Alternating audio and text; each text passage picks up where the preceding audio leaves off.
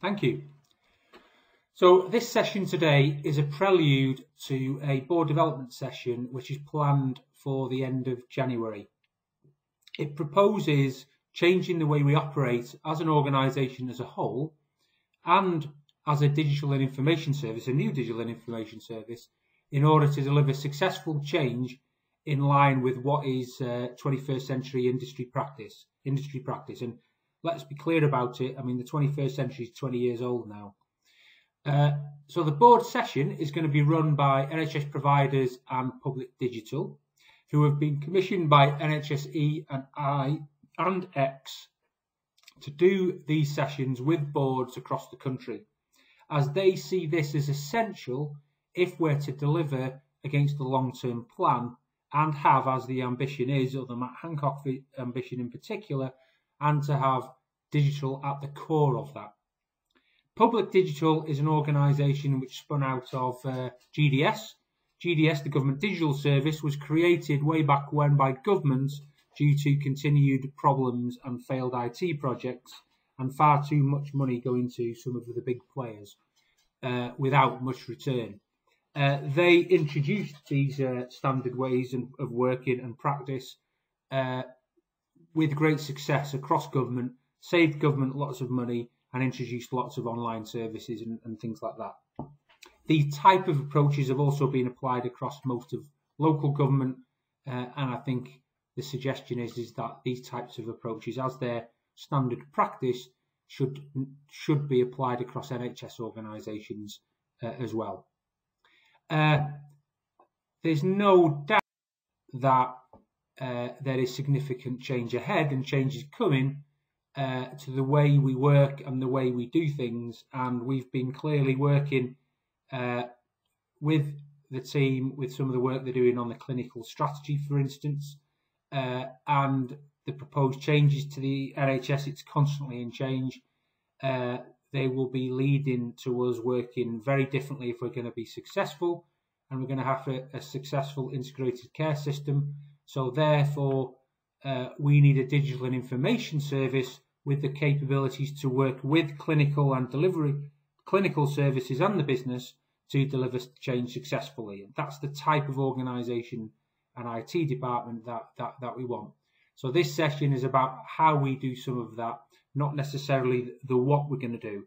The what we're going to do is being developed, so there will be some future papers and proposals around some of the things we need to do, especially around infrastructure and essential services, and also there's going to be some proposals coming forward in terms of what might be a combined transformation program for the future.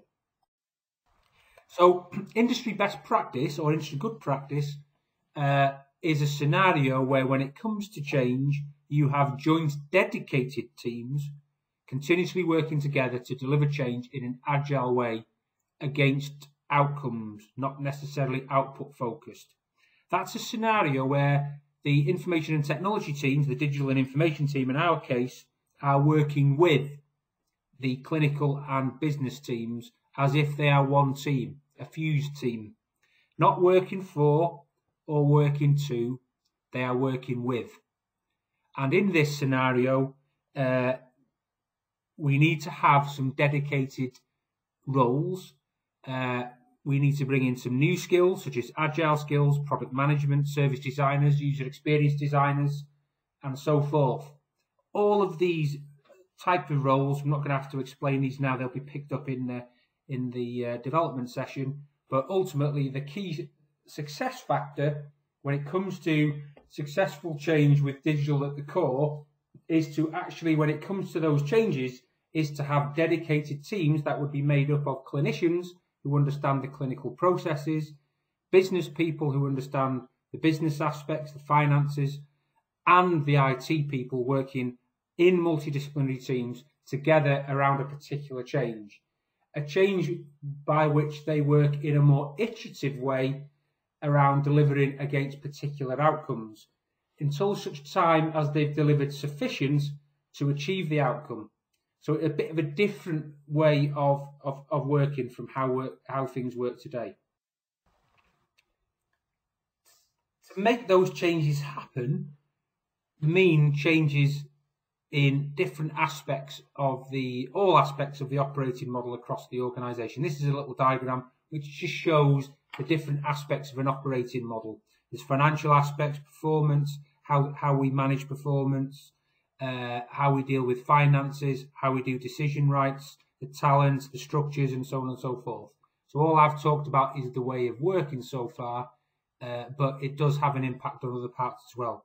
So as for instance, if we're delivering projects in a more agile way, which is where we iterate improvements until such time as we've potentially achieved an outcome, well, the financial business cases for those sort of things are different than if we're not guaranteed to deliver right on the financial business case, we're guaranteed on delivering on the outcome. So there's different models there for doing some of those sort of things. But it's just to recognise that to be successful with digital means a change in different aspects of our operating model. And again, NHS providers and public digital can allude to some of that. And the main thing, it's not a job for IT alone. So where is our information and technology service, and where do we want to be?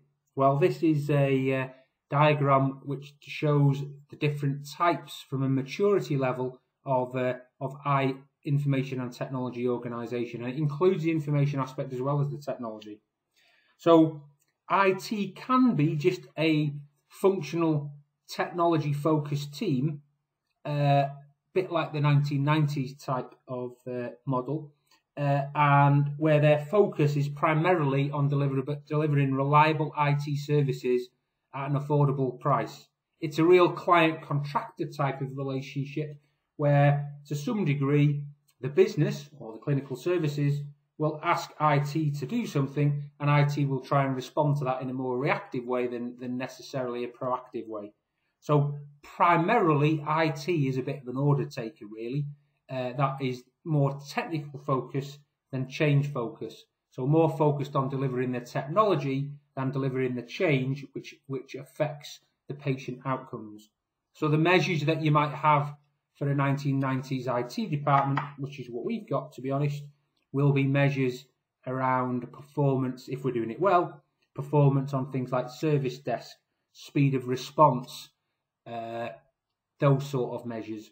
Whereas actually, if you want to work in as per industry practice, IT probably needs to be working just above, as a minimum, in my opinion, above the service provider element, but potentially at the value point. And that is where the focus is more on working with areas in partnership and in a jointly accountable way to deliver against business outcomes. So it's more of an outcome focused on the end user, on the patient, in our case, rather than on how well we deliver IT. There are maturity models in place where you can get a Ladybird book guide, as it were, of the things that you need to do to get to particular levels. It's a well-trodden path. And although we don't subscribe to Gartner, and it might be something we want to consider, Gartner Group are the world leading analysts in advice on digital information and technology, and they have a maturity model, and they can show us how we need to get to from the asset process end of things, which is just about running the business really with more of a technical focus and a back office bias, up to the value point where we are contributing and part of working with areas, creating new models of care, for instance, for better outcomes. And that's the more value end, which is more of a front office bias with business focus. We have done some quick assessments in terms of where we are, in terms of those maturity models, and we're slap bang in the asset end, and need to move up that model. So we are here at the asset end. I think the other thing to note, if you want to get up to the value level, our target state, you have to recognise you need to be able to excel at the lower ends of the spectrum. So you can't just jump to value, you need to excel and be good at asset and process level. At this moment in time, all of our plans in terms of improving the digital and information service is moving us up from an asset basis to a process basis, where we'll have more rigor in terms of the work we do, strong project management disciplines, service management disciplines, and introduce those sort of things which are important. So we need to excel at being asset and process based before we can move to service and value. And my expectation is by April 2022, we should be a process-based level of maturity. That doesn't mean that we cannot try and apply some of the capabilities required for being a value-based organisation and bringing some of those skills I mentioned before, user experience designers, service designers, change agents, agile process and product type management type roles. There is some frameworks in place where we can use local suppliers who excel in these areas of work with two lots as a Yorkshire Number Discovery and Development Framework. So we've got the opportunity potentially, as long as we build these things into the case, to bring these sort of resources and two lots there to assist with some of this change. And I think it's important that we do that.